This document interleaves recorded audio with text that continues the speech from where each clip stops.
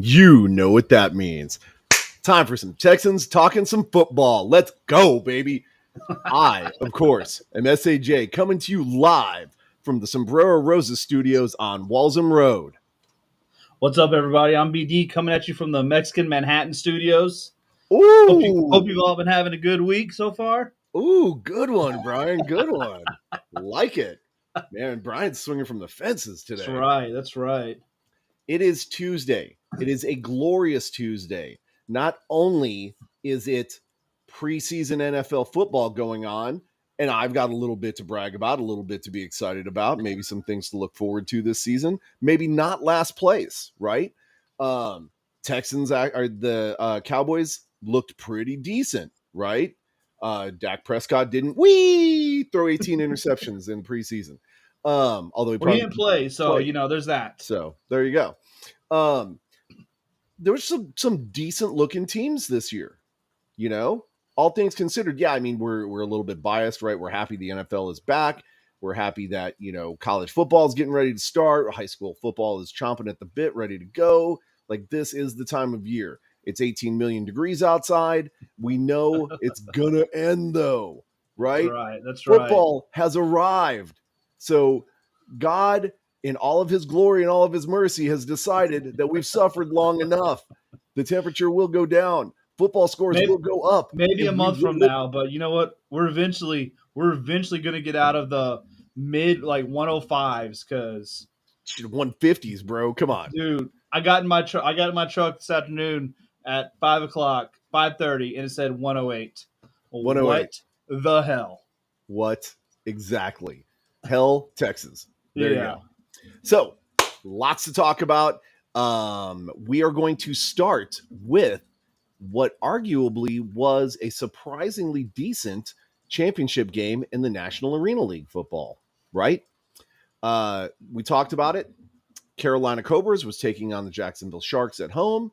This looked like it was going to be a pretty nasty slugfest, and it turned out surprising. For anybody that watched the game, Brian and I definitely watched the game. We're part of a group that actually discusses arena football, in fact. And so we were all kind of watching it as a group together and just commenting on it as it was going along. Carolina came out. They were not messing around, right? Yep, absolutely. Like I think a lot of people thought Jacksonville was kind of going to run away with it and kind of the way they've been playing. And Carolina came out and said, not so fast, my friends. And they punched Jacksonville in the mouth. I mean, early and often. I think Jacksonville might have thought the game was starting an hour later than it did. I don't know. But, yeah I mean, dude, Carolina wasn't having none of that. They're going to run all over us. No, not at all. And if you go back and look at the score, Carolina led up into the half. And it was kind of looking like, you know what? Carolina may actually go ahead and pull this upset off and just run the board. But they made some critical errors. Yep. And we talked about it after the second half when Jacksonville came back out. And funny thing, I texted Brian and we were talking about, I wonder what coach said to the team when they went into the locker room. Brian, what do you think coach said? Coach told him, is like, hey, this game started 30 minutes ago. When y'all actually going to start playing? And they came out second half and they started playing.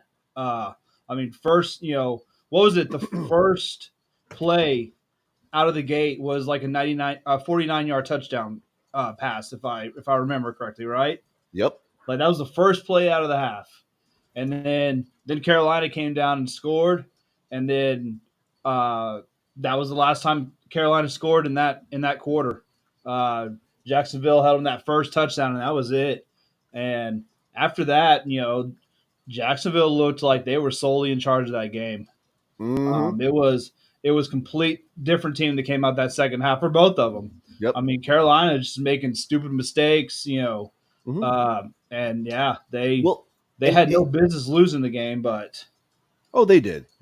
Well, yeah, I mean they did. They shouldn't have, but they did, right? Yeah. Because I don't think that realized how serious Jacksonville was going to be coming out that second half. Absolutely. That first play from kickoff, they started on their 1 yard line? 1 yard line, yeah. And And it was because it was bombed it almost to the end zone. So that's right. That's what it was. Carolina kicked off, and they were almost tackled in the end zone, which would have been 1 point for Carolina. They just barely got it out. So it was like the 49.5 yard line they came from. And that first pass was just a deep bomb for a touchdown. Yep. I mean, total swing of the game. And, you know.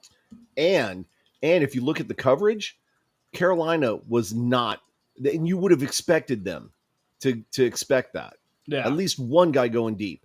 And that receiver was 10 yards off. I mean, the corner was 10 yards off. Yep. Easily. So he got burnt. It was night. After that, they just ran away with it. So let's look at the box score. As we were talking about, first quarter, Carolina ran that score up 21-14. So I mean, it's only a touchdown, right? Not that bad. Then you go into the second quarter, Carolina scored 10, Jacksonville scored 7. So now you're 10 points behind, right? Not great, but you're losing momentum. And Jacksonville did not look like the dominant team in that first half of the game. Carolina was able to move the ball around the field. They were able to get receivers open. They were able to get some yardage on the ground. They were pretty much having their way. And Jacksonville did not really have very much of an answer for them on defense. However, that changed. That 100% changed in a big way. Right? Pretty sure coach said, hey, you're losing. Don't lose. And they said, oh, that's right. That's how you win this game. Hey, right? Whatever y'all did that first half, don't do that anymore. Do the opposite next half. Exactly. A little Madden moment there. Yeah. So Carolina came out, ready to rumble. They scored 7 points in the third quarter. Jacksonville scored 18. So now they're down by 2, right? And fourth quarter, Carolina, they score another 7. Jacksonville scores 15, right? And it was with that huge opening drive. And at that point, again, they opened up the can of worms. They just poured fuel on the fire, whatever analogy you want to use. Jacksonville just took control of that game and said, no, you are not winning. We're taking this game. Sorry, sucker. And so it wound up Jacksonville winning 54-45 in a very, very, very interesting, surprising turn of events, but a pretty decent championship game. I don't want to say it was a great championship game. We've seen some great championship games. It was highly entertaining. I definitely this one was good. It was an enjoyable game to watch. Mm-hmm. Especially with the swing. Once Jacksonville took that lead, even though Carolina was within a score, I never thought that they were going to have a chance to win. Once Jacksonville took that lead, I'm like, all right, Carolina lost. They had their chance. Like I said, it was get one score, get one stop. And I think they got a stop, but I just didn't feel like they were going to win that game. They had lost their momentum, lost their fire, lost their edge, whatever you want to call it. Jacksonville just totally took it away from them in that second half. Yep. So, again, if you guys did not catch that game, this definitely was one of those ones where it would have been worth sticking around and watching to the very end. I know the Jacksonville fans were super excited about it. They celebrated for, easily an hour after the game was over. Just doing the awards and the ceremony and everything. I mean, it was a long, championship celebration. And who knows, maybe they even had a little parade for him the next day or two. That part I don't know anything about. But definitely the Jacksonville fans, we're glad they showed up, glad they stuck around, to the bitter end. So that brings us to the conclusion of the NAL for this season. Now, we talked about it last week. We're starting to go into some uncharted waters here, right? Yep. Because we do know that West Texas Warbirds are leaving and the Orlando Predators are leaving. but we also know that Omaha Beef is going to be coming over. There was Oh, Sioux Falls. Sioux Falls. Yeah, Sioux Yes. Falls was Omaha Beef is rumored to. I don't. There Mm-hmm. hasn't been any kind of announcement yet that I Right. know of. But let's just say for discussion's sake that Omaha Beef does come over along with Sioux Falls. That brings our total teams to 5. Back up to 5 where we ended the season. 5. Not where we started the season, which was 7. Right. But where we ended the season. Mm-hmm. Now, if we look back to last season, the NAL only had 6 teams. And if we look back to the season before that, when the Gunslingers actually joined, they only had 6 teams, if I remember correctly. Because that's the year that we were watching them at the San Antonio Rose Palace thing. Yep. With the cow poop on the field, or the horse poop on the field. Those were fun games. And your buddy that wanted to come hang out with us, and our friend that was giving us the shots. That's right. Okay. Yes. Inside story, folks. We're not going to tell you anything about that. But if I remember correctly, there were only 6 teams in that league, and one of them was Austin, who had no home. So pretty interesting little concept there. So it's, again, we're back up to 5 teams. What do you think the future is going to hold? If we hold course with just the 5 teams, Brian, what do you think the future holds for the NAL here?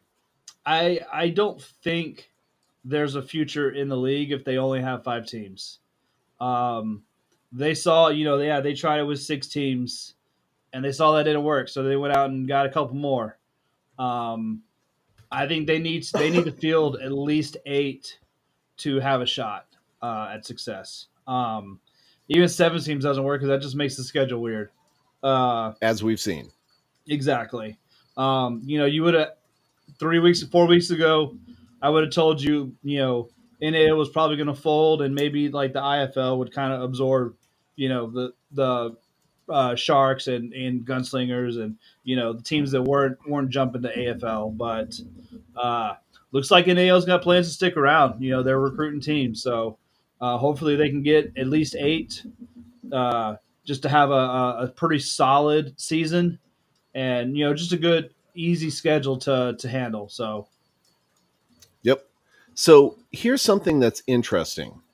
There is a CIF league.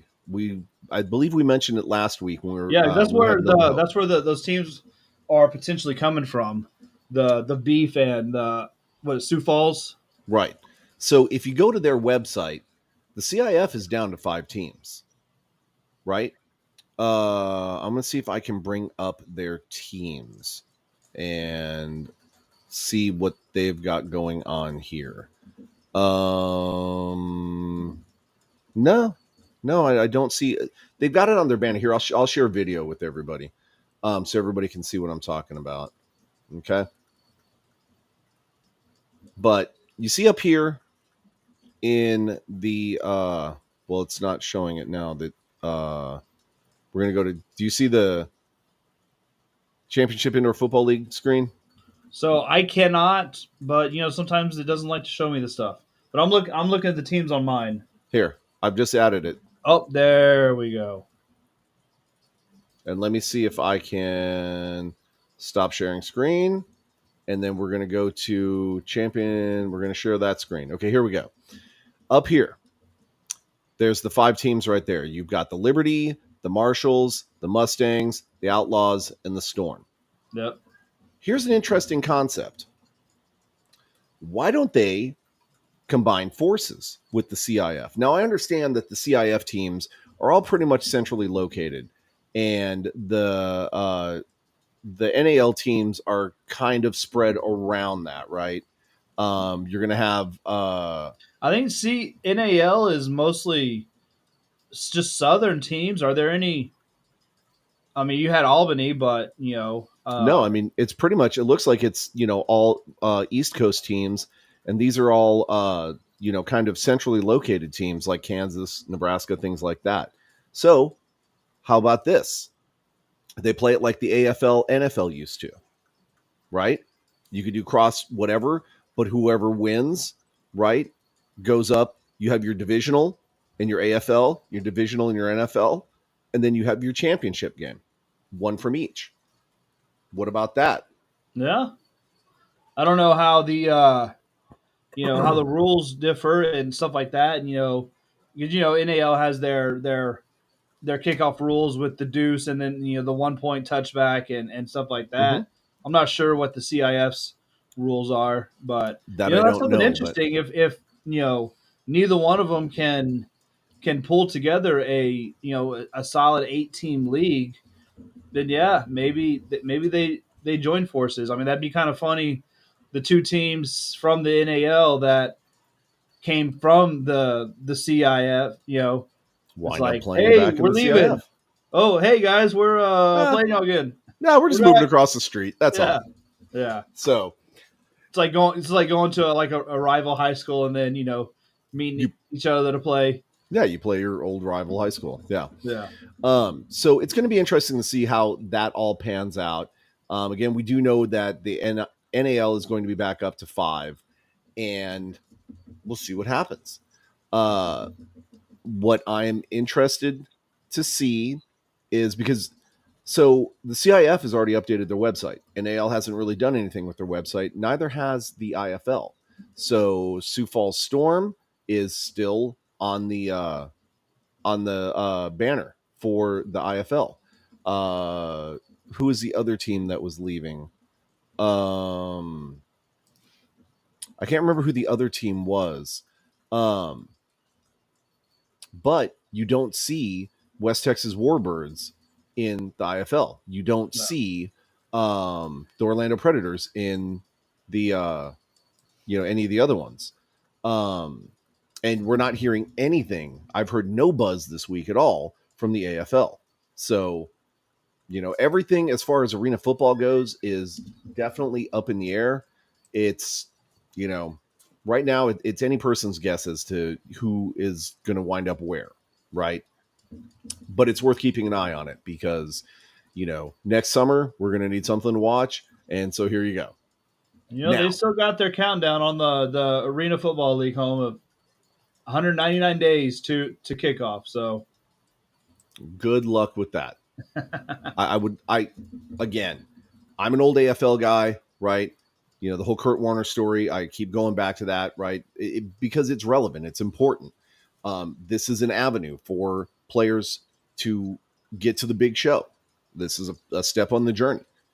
But I don't know, as nostalgic as I am, right? Making the jokes about coming to you from, Poncho's studios and things like that.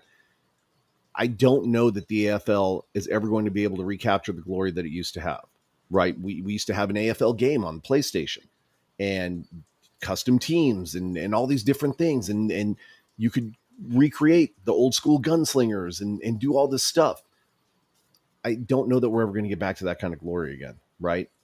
And so I'm hopeful. I've got my fingers crossed. I'm definitely looking forward to oh, this guy right here. I forgot to put this up. What's up, man? Go Pack, go, baby. Um, but I feel like the AFL, they have a very uphill battle um, with mhm, as saturated as the arena teams are, the arena leagues are. There's yeah, so many of them. I mean, I honestly I didn't know how many they were until you and me started doing this, hmm and we started kind of looking into them. Like, holy hell, there's so many different arena leagues. yeah, So it's the AFL's if they're want to get back to those glory days, they've definitely got an uphill battle. So I mean, yeah. Well, and let's be honest. Um, Part of that oversaturation comes from the AFL. Also, remember we had AFL and then we had AFL 2, yep, and AFL 2 would do good and then not so good, and then AFL would do good and not so good, and then they kind of, would break down and absorb into one, and then there'd be a push to, start a second one, and I mean, it was like watching Helen Keller try and drive down the road, man. It was all over the place.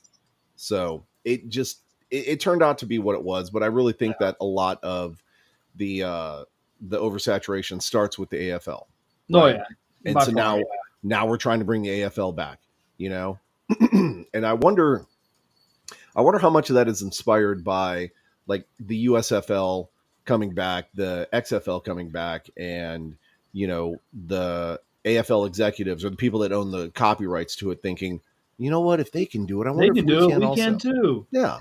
So, maybe. anyways, yeah. So the market's oversaturated. We'll have to see what happens. Maybe there'll be some streamlining and some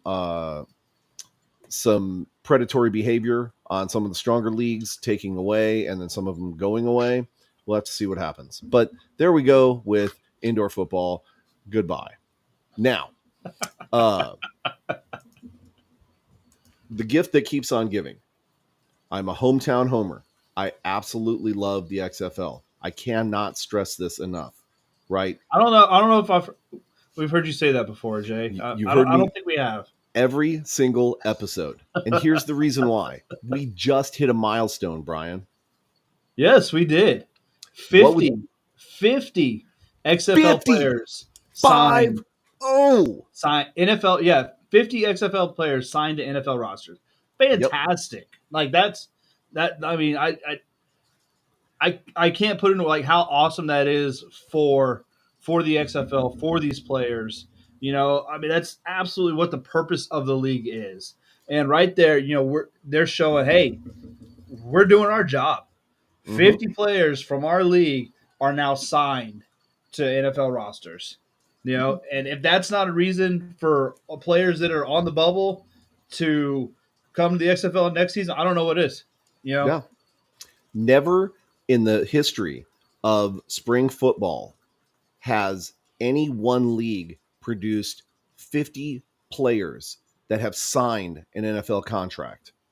Not even the XFL up to this point. Now, granted, there are players that are still playing from XFL 2.0, and there might be, I mean, I'd have to do some research and see, there might have been one or two from 1.0 that actually, had a notable career. There were a couple, Right. But nothing like this. Now, granted, again, they're signed to NFL contracts.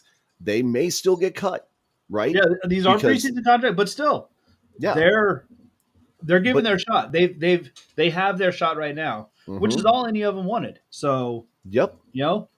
So this 100% proves the validity, the need, the reason for spring football is to produce better quality players, to have them ready to go for the NFL, so we get the absolute best of the best out there on the field competing every Sunday.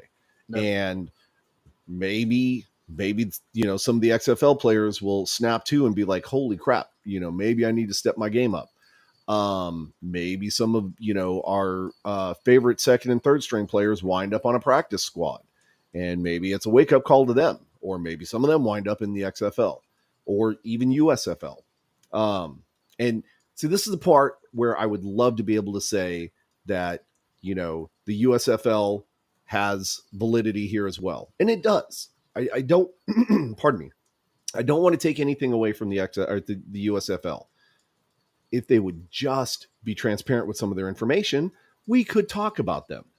The most recent news I've seen on their website is that as of August 15th, the Raiders signed Isaiah Zuber from the Houston Gamblers, and the Chargers signed running back Aaron Shamplin from the Gamblers, and the Chargers signed the Stallions cornerback Matt Hankins. But there isn't a compounded list like we've seen. The other big information that we saw was that there's been a humongous push in the USFL for offensive linemen, centers, guards, tackles. People are trying to re-sign some of the players. They're bringing in some fresh talent. That makes me wonder what that actually means, right? Was there a rash of injuries like we experienced with the Brahmas, or are they trying to cycle in, fresh blood? Maybe feature some stronger offensive linemen. Maybe they had problems. And we did see that in some of the games, right? Yeah. That there were problems with some of the offensive linemen. A lot of plays getting blown, a lot of plays getting broken up because of, blown assignments. So maybe they're trying to reinvigorate, what the offensive line is supposed to be doing. I don't know. I'm also seeing that there are some decent signings of defensive talent, right? Pittsburgh signed the cornerback Neville Clark from the Breakers. And then Eagles signed the defensive tackle Olive Sagapolu from the Pittsburgh Maulers. So, maybe some of these defensive players are getting some recognition. And hopefully they got a little bit of rest too, right? Because, hopefully, some of these players went pretty deep into the playoffs, and then just to turn around and pack their bags and jump on an airplane and go to somebody else's, training camp. That's not much time for rest. So hopefully they get a little bit of a rest there. One thing I am interested in, though, is switching over to NFL real quick. I know there were a lot of preseason games this weekend. I actually got to see my Green Bay Packers play. Very surprised that Mr. Jordan Love looked like a decent quarterback. Got himself a touchdown and then got off the field and didn't get killed and didn't get booed. I was really surprised.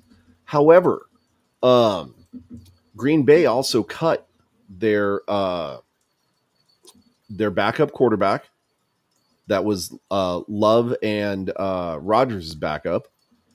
And they brought in some talent. We talked about that last week. But the second player, Love, I don't know what happened to him. So apparently there isn't a whole lot of love in Green Bay. So why don't we do this, Brian? There's obviously been a lot of news as far as the Brahmas are concerned, player signing and stuff like that. Why don't you talk about that real quick? And I'm going to try and find my lost love. So we're talking about the Brahma signing, or are we jumping into talk about the Brahma signings. Okay. Oh shoot! Now I gotta go pull this up, man. You caught me off guard here. You jerk. Well, while you're doing that, what's up, Marco? Swarms forward, baby. Let's go. Let's go. So let me see. I'm gonna look and see if this is just perfect podcast. We're just looking up stuff on the fly, Well, we're a variety show, so yeah. Let's look see what the Brahmas players have actually signed with NFL. Obviously Patrick just recently signed with the Titans, and then hold on. They got another guy that signed with the Packers, but nobody cares about him. He's not from the Brahmas. Oh shoot! Let me see. There's a lot. Scroll through this list of signings. There's a whole lot. Okay, Lou Barku. He signed Barku. Right. Looking down the list a little bit more. Obviously, John Parker Romo signed with Detroit. And looks like that's it for right now. So we've got 3 Brahmas that are currently signed to NFL rosters. Obviously, Romo, Spicy Leg Romo.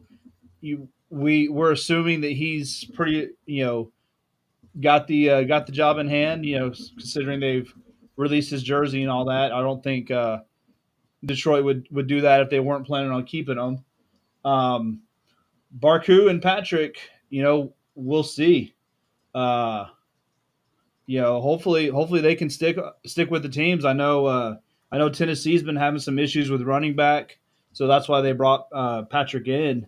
So I mean, as much as I love watching him play for the Brahmas, obviously he's in the league to make it to the NFL. So I'm hoping for his sake he gets put on the team. He gets to show his skill in preseason and training camp and make the final roster. Yep. So the Green Bay Packers quarterback that I was thinking of was never actually a Green Bay Packers quarterback. Josh Love with the Michigan Panthers was brought in for a tryout, but apparently he did not make the roster. And okay. So yeah, no love No love. They brought him in August 1st, and then it was just kind of left at that. Now the Packers did actually draft a quarterback in the 5th round, and they tried him out. I mean, he looked pretty decent, but chances are he's probably going to wind up being the practice squad QB, and then Magoo's going to be the backup. I was going to say, did Magoo play at all during the preseason game? No, he's probably going to get action this next weekend. I'm actually kind of surprised. You thought if they were looking at him for the backup, then he would have gotten it, at least a quarter in. Because you said Love played what? Just one series or a couple series? Love played, I think, the first quarter. And, first quarter? And he scored a touchdown. And then they pulled him out, and then they put in this other cat. And but I think they're trying to see where he fits in the scheme because, again, right, he was a 5th round pick. I mean, they wasted a draft pick on this guy. Yeah. So what are they going to do with him? And then I think there is a 4th one. I'm not 100% sure. I'd have to go back and look at the 90-man roster and see. But yeah, I'm pretty sure that Magoo, especially with him being the USFL MVP, he's probably got number 2 secured, right? Alex Magoo's number 2. You get the reference. Oh yeah. I don't know. I'm not too sure about that. If he didn't play at all in the first preseason game, I'm not too sure if they're sold on him being their backup. Maybe even wanting to look at the 5th round QB. If your starter only played one quarter, there's still 3 other quarters. So that's true. I'm surprised that Magoo didn't get any reps during that game. Let me check and see. But I'm pretty sure he did not. Just because I don't think that he was again, I don't think Magoo's under the microscope just because of how well he did in the USFL. Man, I don't want NFL Plus. Back off. I just want stats. Whatever. Okay, so that being the case, let's look at the scores. Is this that Sean Clifford guy? Yeah, Sean Clifford. See, they're only showing his stat. I was kind of looking up some other stats, and NFL.com was being weird, so I jumped over to ESPN for the box score stats. Okay. Let's see what we got here.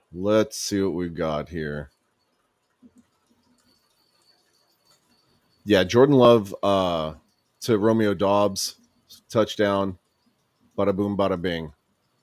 And then they pulled him. And then, yeah, Clifford played the rest of the game. Looks like Magoo got in for 1 snap and said he took a sack for 0 yards. That's what ESPN's saying. Okay. Oh yeah, right there. Yeah. And he fumbled too. I remember that. That's right. Yeah. I thought it was this other cat. So. Oh, 3 carries for -3 yards. Yeah, way to go, Magoo. And a fumble. Yes. Way to go. Maybe that's why he only played 3 snaps. What's up, Bobby G? Hey, Bobby. What's up, Jeremy? And then right here, Pro Arena Talk. Surprised the Ward Steelers pipeline didn't happen both ways. Interesting concept. So, Ward Steelers pipeline, as in players not making it with the Steelers coming back to reconnect with Ward in the XFL? What is that? What you're kind of thinking there? Is that's the part that didn't happen? I'm very intrigued by that question, Pro Arena. So we'll give them a minute to talk. And but yeah, this was a fun weekend to be a Packers fan. because we're probably going to have a really long season. And it's going to be pretty brutal. Let's talk about your Dallas Cowboys. Yep. Watched the game. I was kind of jumping between this game, the Cowboys game, and the NAL championship. Just kind of keeping my eye on the Cowboys game. Watched a little bit here and there during breaks and stuff. Focusing more on the arena championship. But obviously, none of the starters played. Dak didn't play. Uh, none of the big name receivers. They all took off. So Right. it was just Right. pretty much a chance for the backups to show their stuff. Mm-hmm. Cooper Rush played a little bit, and then Will Greer got most of the playing time. He actually looked pretty good from what I was watching. He was some of his passes were just spot on. Like leading the receivers like he should. I didn't catch. I think number 81 for the Cowboys. I think it's the Simi Fehoko. I was actually pretty impressed with him receiving, just kind of some of his cuts, some of his moves.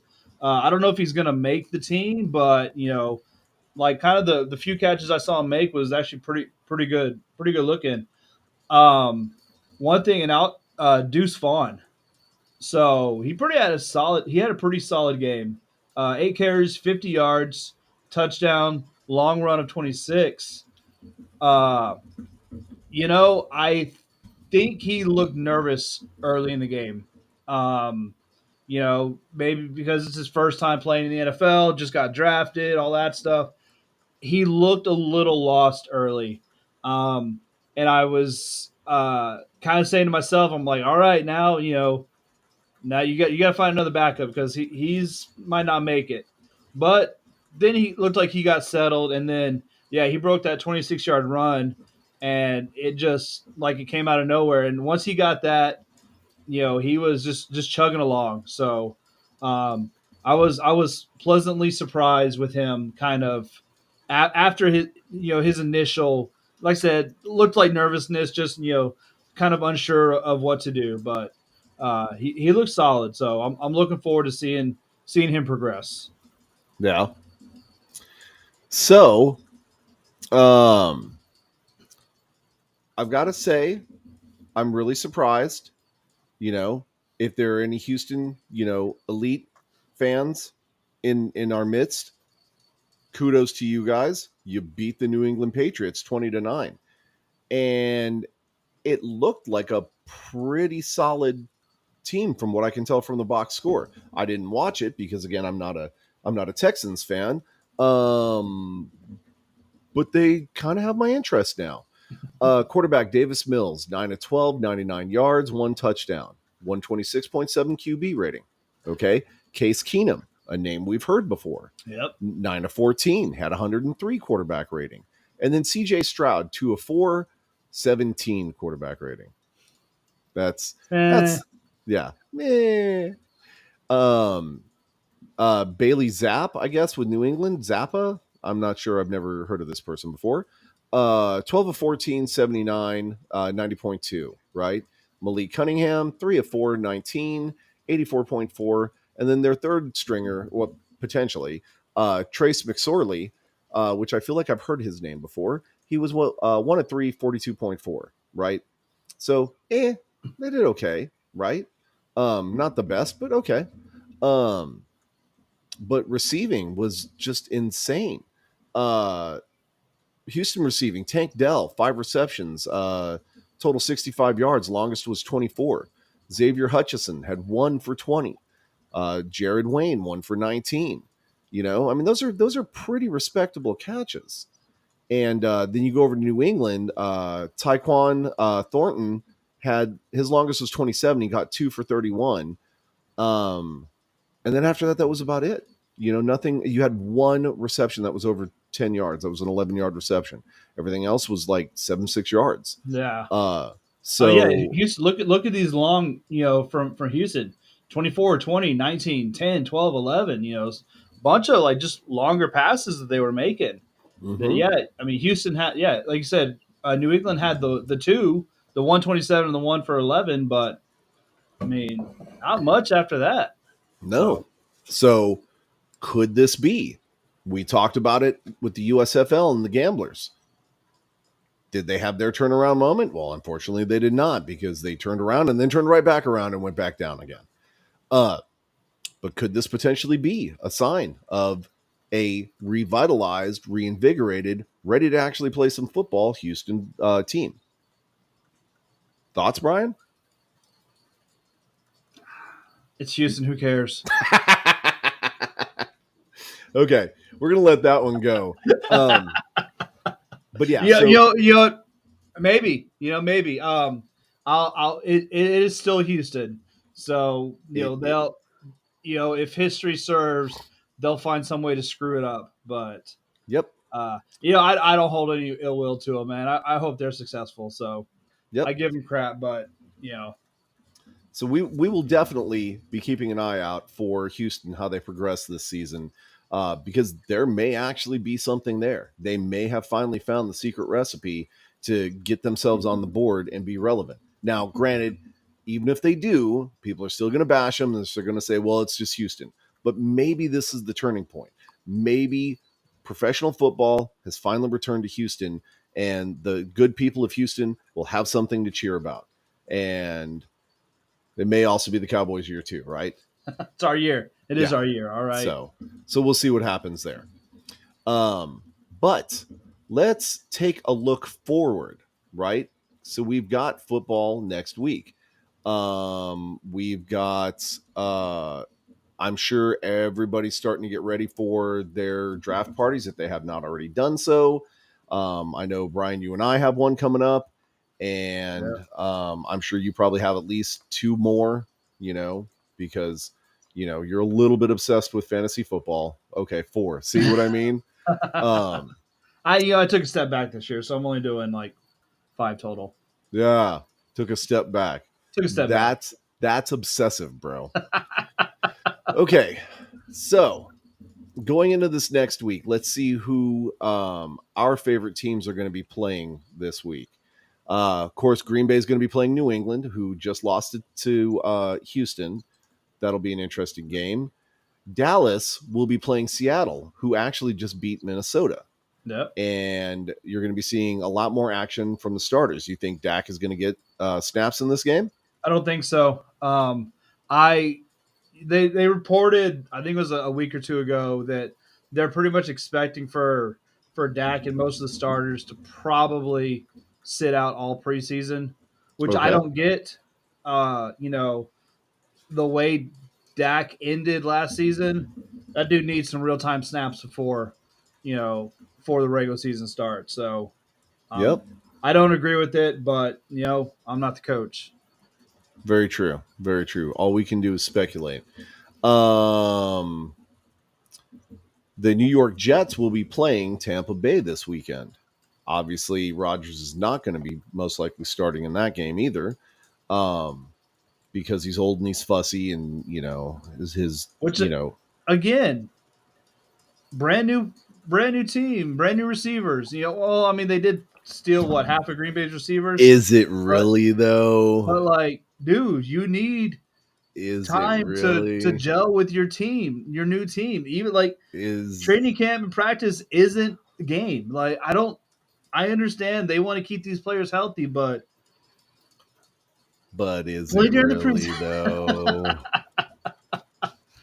Get some preseason snaps, man. Come on. What are y'all scared of? A bunch of babies? Get out there and play. Yes.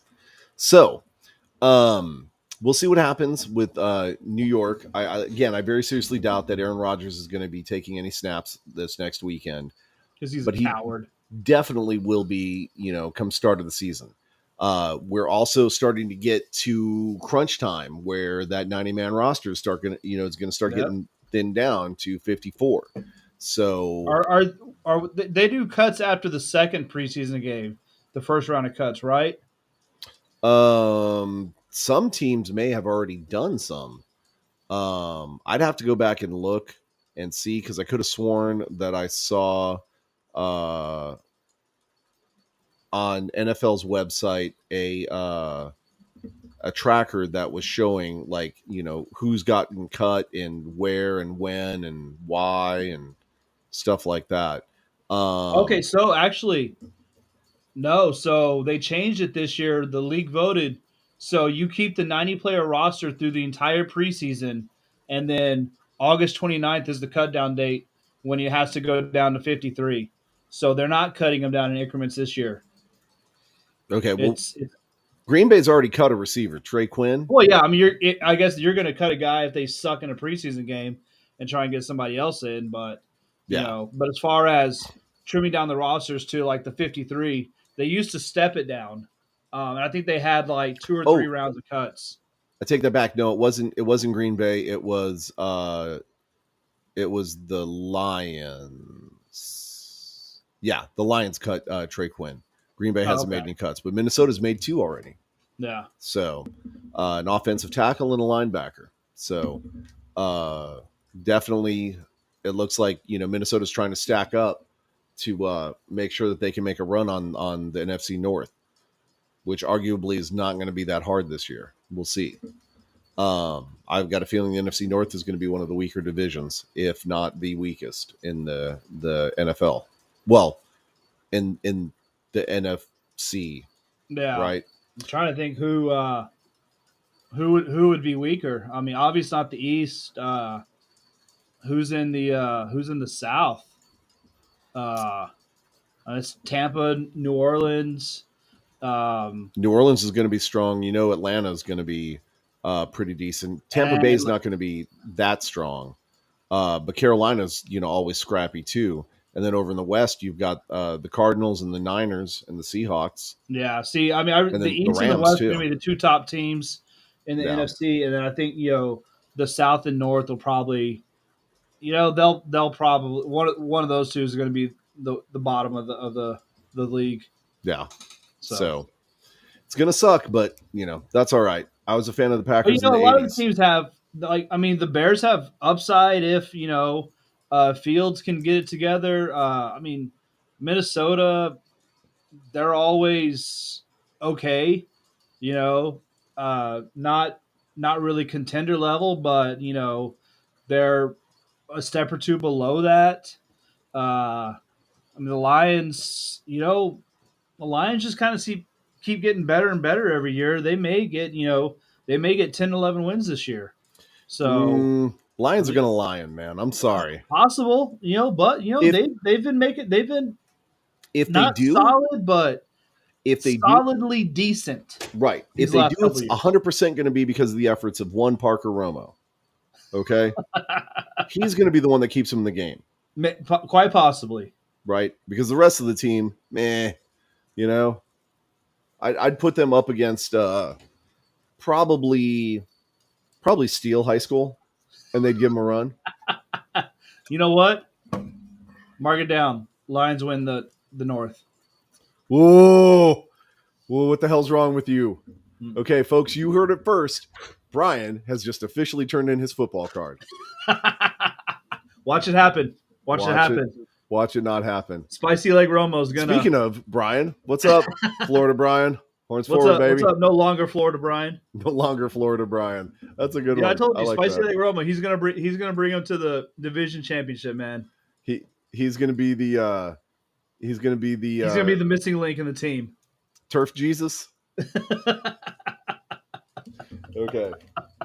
We'll see what happens, but I seriously doubt that one person is going to make that much of a difference. But if anybody can do it, it's going to be Parker Romo. So we'll see how that all pans out. Anyways, back to the NFL. Oh my God, they're showing a video of what's his name. I can't watch. I'm moving. I'm sorry. Got distracted there. Here, let me share my screen so you can see what I'm talking about. Oh, let's replay this.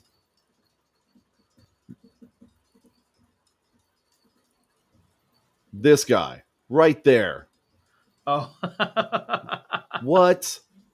Okay. So anyways, now Brian seems to think that his, fish mammal team is going to make a splash in the NFL. What do you think of that? You know, they've got a chance. I mean, They've Patriots made are some moves. down. The you got the Colt or not? I'm sorry, not the Colt. The Bills, which I mean, Bills are a really good team, but I think Miami kind of held their own with them last year. Bills haven't really done much to take that next step to improve. Um, uh, and you got the Jets, who obviously the Jets retooled. I mean, brought in obviously Rodgers, and then I mean just yesterday they signed Dalvin Cook, which I mean that's a damn good pickup for them. Yep. So they're solid at quarterback and they're solid at running back. Um, you know, I, it depends on how much that gels. To how good the Jets are going to be. Um, I I know honest what Tyreek Hill said that he was going to have 2,000 yard receiving season. Yeah. You know, uh, How'd that turn out? no, he said he's going to have it this year. Okay. So Okay. Well, mark we'll it see. We'll down. see how it turns out. That's going to go in the same bin as Brian's prediction for the Lions. Maybe. Okay. You know, Um, I wouldn't hold out hope for him to be a division winner, but I I see no reason why they couldn't sneak into one of the wild card slots. and they may. I mean, that's the great thing about the NFL, right? We can make all these predictions and all these expectations for all these players, what they're going to do based on how they look today. 7 people get injured and the team goes to crap, right? I mean, it can Yep. happen that quickly.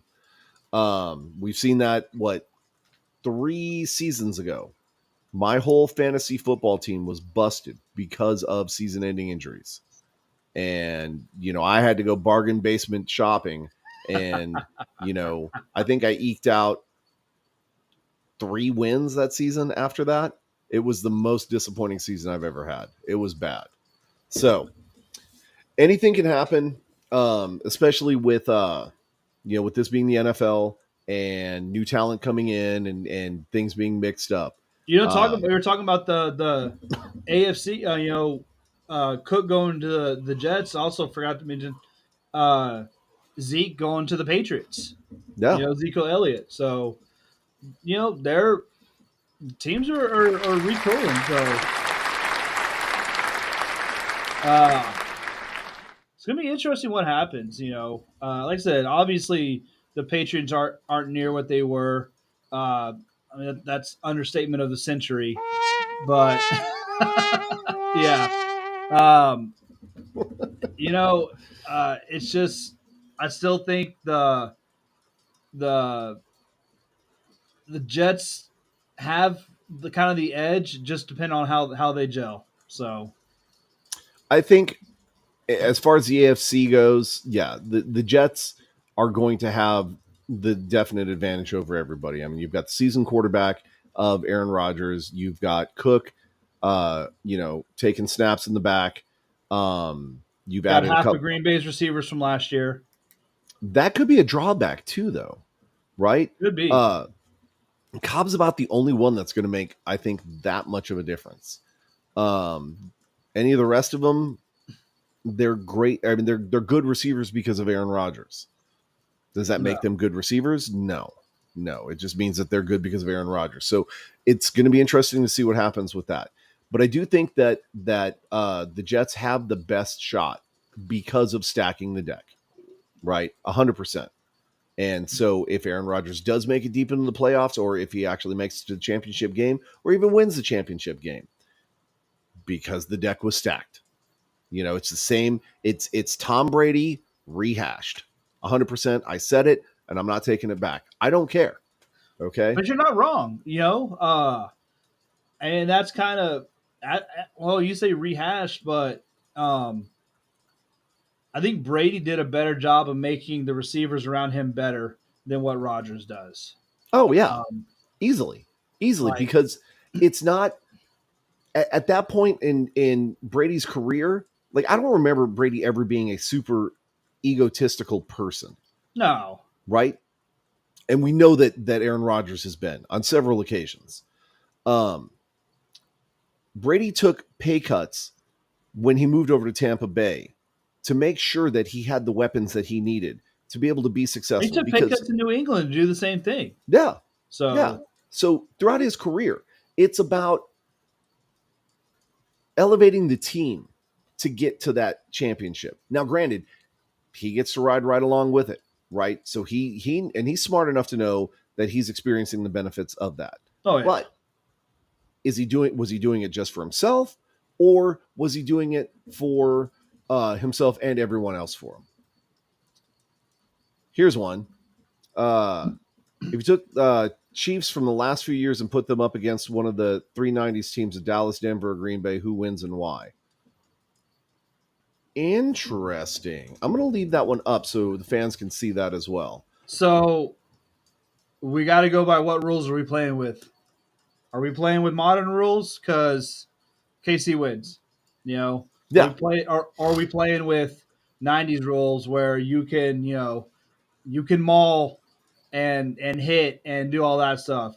If that's the case, absolutely no doubt the 90s teams win. Yeah, but which ones? And let me any of them. In any of those three playing against the Chiefs with the 90s rules, any of those three teams win. The 96 Packers, definitely. The 97 Packers, definitely. 99 Packers, not so much. Okay? And the reason why I say that is because, first of all, shout out to Jackie. What's up? Jackie? 210 Bramasita, horns forward, let's go. Back here. And the Packers, the Packers did backslide. Okay. And I'm counting like the Cowboys. I'm counting like the Super Bowl Cowboys years. Like nobody gives a crap about the Cowboys, 88, 89 with freaking Quincy Carter leading them or whoever that was, So true. So yeah, I think Brian BD's point is valid. If we take any of those 90s teams and play 90s rules against today's Kansas City Chiefs, Kansas City loses every time. If we flip the script, then it's Kansas City against any one of those teams with today's rules, because it's just a different game. Yeah. Different quarterbacks, different patterns. Like, for example, we remember back in the 90s just how important the running back was, aka Emmitt Smith, Barry Sanders, you name them. Okay. Today's game, how important is a running back? Not nearly as important. No. Right? He's more when you can break a hole in the line and get some running, yeah, great. But for the most part, he's a dump off option. Yeah, he's more of a threat in the passing game than he is in the running game a lot of the time. Mm-hmm. So how many quarterbacks do you see nowadays that are even taking the ball under center? Most of them are taking shotgun. Yeah, most of them shotgun. I was probably 80% is shotgun. Mm-hmm. And just the opposite in the 90s, right? Everybody was under center. Yeah. Tell your my co-star is back. I should actually change my name to BD and Jax. Yep, BD and meow. BD and meow. Do you mind? I'm doing a show, please. Thank you very much, sir. Good day, Jack. I said good day. I said good day. Jackie's gonna beat you up for being mean to your co-host. So yeah, Brian, to answer your question, it's I told you. Do better, Brian. Do better. So he just rolled his eyes at me and turned away. It's okay. Nice. So yeah, back to the original question. Depends on what rules we're playing by. So now, that being the case, we've got some great NFL action coming up.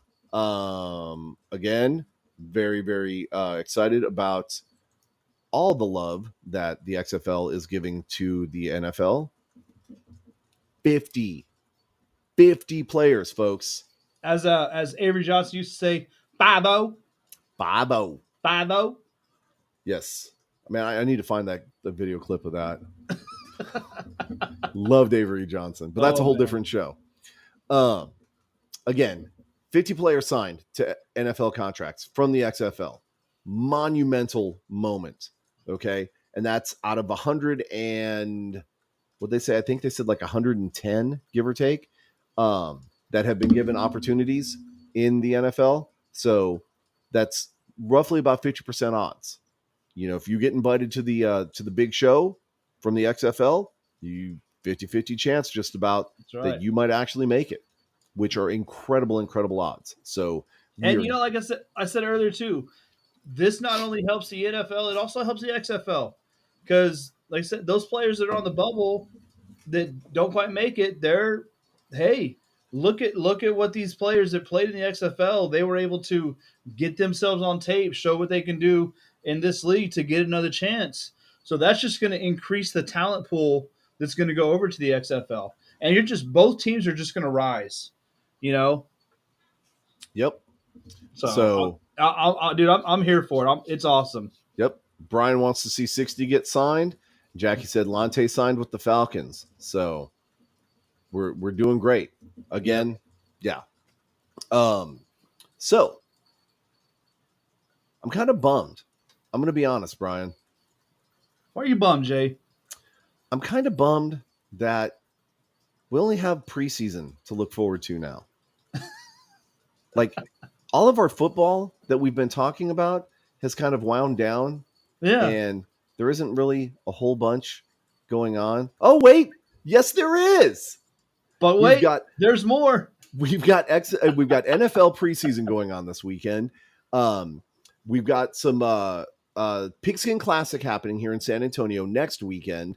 College football is literally right around the corner. So for everybody that is, you know, kind of like, oh man, you know, arena ball's over and, you know, what do we have to look forward to? It all starts over again. So this is the time of year. This is where you want to be. Like I said, NFL starting, high school is starting, college football is starting. We're definitely going to see, yes, 100%.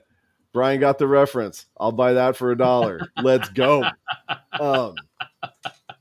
We're definitely going to be having our special guest from last week, Milton Hope, the voice of the UTSA Roadrunners. He's going to be joining us a lot more, especially after the high school season kicks off, because he is our one-stop source for all high school football information. And so he'll be able to tell you who the powerhouses are, how teams are doing, what the playoff scenario is going to be looking like. He's going to be our stop for all things high school football. Absolutely. We're definitely going to be bringing in more guests as we, you know, kind of roll into, you know, the fall and the weather getting a little bit cooler and it being more like football season. You know, that is one thing, like, it's felt weird talking about football when it's 11,000 degrees outside, you know? Yeah. Like, it's going to be great talking about football when we're in Texas, so it is only going to be 80 degrees. But, you know, that's still nice and cool weather for us. So, for South Texas? We're getting to the time where it's about to be football weather, football talking weather. So, yes. So, yeah, we're starting to get into the prime of our existence here, which is Texans talking football. So as we start transitioning into, you know, the actual meat, the actual substance of our existence here, be prepared. We're going to be bringing in a lot more people. We're going to be doing a lot more stuff. We may even do some Friday night broadcasts where we get updates from the field from our friend, Uncle Milty. So we haven't worked out all the details yet. We haven't signed any contracts with him or anything, but just know that, you know, our people are talking to his people, and hopefully we can come up to some kind of resolution that makes everybody happy. But in the meantime, we're trying to work out a deal, much like Zach Martin just worked out with the Cowboys. We forgot to mention that, you know. Did he actually? He did. Yep. They agreed on terms, and, you know, all is well and good. Okay. So everything is happy in Jerry Jones land. Absolutely. Okay. And for right now, everything is happy in the frozen tundra of Green Bay. And people are actually, if they were paying attention, are actually somewhat entertained in Houston because they won a game. Right? So mark it down. Don't call it a comeback. Maybe they can get 2. Okay. So that being the case, folks, thank you for tuning in. Again, we're Texans Talking Football. We love you guys so much. Brian, you want to go ahead and sign us off? Everybody, thanks for tuning in, man. Thanks for watching us and chatting with us. Hope you guys have an awesome week. We'll see y'all next week. Let's go.